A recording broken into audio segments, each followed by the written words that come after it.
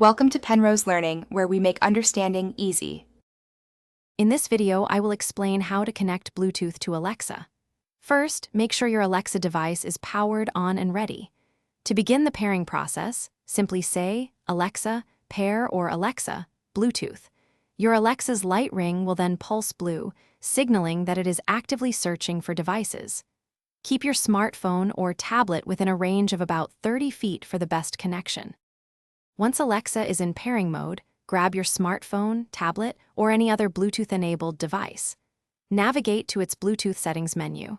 You should see your Alexa device, often named Echo or Alexa, appear in the list of available devices.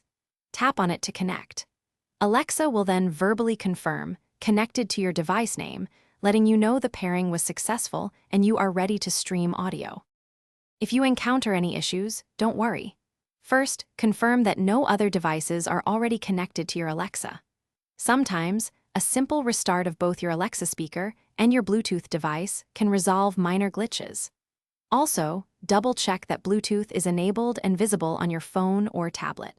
If problems persist, try forgetting the Alexa device in your phone's Bluetooth settings and then reattempt the pairing process from the beginning.